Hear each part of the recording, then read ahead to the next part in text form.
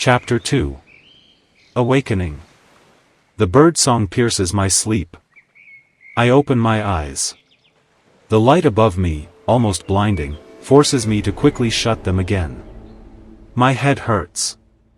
Dizziness and extreme weakness engulf me. The inability to make the slightest effort overwhelms me. I plunge back to where I was just a second ago. There it is. These colors, these sounds, these landscapes, of a disturbing intensity. I move forward, capturing the scent of the trees, feeling the grass give way under my steps. In the distance, the sound of a waterfall reaches me. Is this Epoxia, the place I think I've seen before but where I've never set foot? It can't be true, can it? Human silhouettes appear in the distance. I head towards them, but the more I run, the further they get away. A frantic sprint doesn't bring them closer. My breath quickens, my legs struggle. And suddenly, everything turns black around me. Landscapes fade, lights disappear. I wake up in my room, my eyes fixed on a ceiling entirely covered by a giant screen. Images of an idyllic landscape scroll by, accompanied by the sound of birds and the roar of a waterfall. Was all of that just an illusion?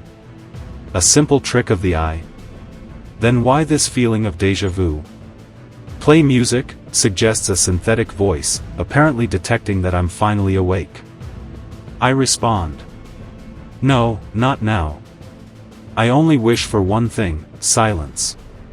Calmness to focus and try to remember. Of this familiar place where I have never been. After long minutes of trying to recall, I realize that I am indeed awake. Too awake to return to this place that seemed so captivating. Too awake also not to notice that I am being watched. A quick glance around confirms my intuition. A small man in glasses, dressed in a white jumpsuit, stands in a corner of the room, motionless. When my eyes fall on him, he approaches me, a smile on his lips. Good to see you up, Mr. Seïndi. My name is Xavier Belovsky. I am here to assist you during your rehabilitation period. How are you feeling? I respond. It's a rather weird sensation. I feel no pain, just a very big tiredness. I feel like I don't quite feel my body anymore. Don't worry, it's perfectly normal. Your plasma engine was activated shortly before your awakening. In a few hours, you'll feel better. Just give it time for all your neural connections to establish themselves permanently and everything will be back on track. He says this in a cheerful tone, almost jovial. He reminds me of those constantly smiling people who seem incapable of showing any other emotion. Maybe he's a machine. I mean a real machine, an android? Many companies use them now. They cost less and can work all day, including at night. Later, he continues. You'll probably feel hungry. Your new body will signal a need to maintain its activity. You'll then have the choice of a variety of nutritional charges. Charges? What do you mean? Another one who hasn't read the entire explanatory brochure, I see. His big stupid smile is seriously starting to annoy me. He must feel it because he quickly starts talking again. There are vital charges that serve no other purpose than to maintain your vital functions. And there are enriched charges. Those our clients love. And if you ask me, they're absolutely right. He pauses for a moment, as if waiting for me to ask him to tell me more. I just look at him, without saying a word. After a while, which lingers and becomes awkward, he finally says. The charges aim to maintain your energy level. Basic charges have no additional effects. But the enriched charges open up a whole new world to you and provide you with additional functions and abilities. Of course, they're a bit more expensive, but believe me, they're worth it. Enriched charges can boost your physical or mental abilities. Make you float, make you experience incredible things. You'll see.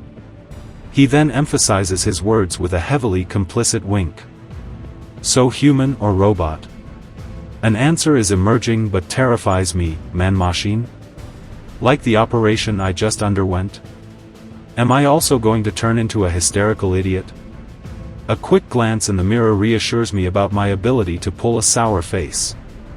My ever-smiling friend obviously takes it personally because he adds, "Apparently, you still need rest. I'll come back later." Then he disappears, not without a final smile. I try to wake up for another hour before giving up. Slowly, I try to get up, to take control of my body that is no longer quite human. Time passes and I eventually feel a violent sensation of weakness. Energy level decreasing suddenly appears in my field of vision. I reflexively try to touch these letters that seem to float in the air before realizing augmented reality directly in the cornea. I probably should have read that brochure better. Or forgotten a little less about what was written. The strangest thing is that I barely have time to think the word hunger before a hatch opens in the wall next to me. 3 charges are offered to me. Apparently, they've connected me to the room's home intelligence. I lean over, hesitate for a moment, then choose a sensitive charge. What hides behind this name? Sensitive? I open the capsule, swallow my first gulp. Wow! The effects are almost instantaneous. Apparently, I'm drinking a powerful neurostimulant. Touch, smell, hearing are momentarily heightened. I feel everything so strongly that the air I exhale on my chest brings me an unsuspected pleasure. Things quickly turn towards very erotic, even sexual feelings and sensations. This thing is powerful. Apart from giving me a lot of frustrations, I don't see how this type of charge could be useful to me, but you never know. With Clara maybe? Surely. My energy level then rises enough for me to manage to take 3 steps, nearly falling only twice. Not bad for a start in this new body. This new life. Yet, that night, sleep eludes me. Did I make the right decision?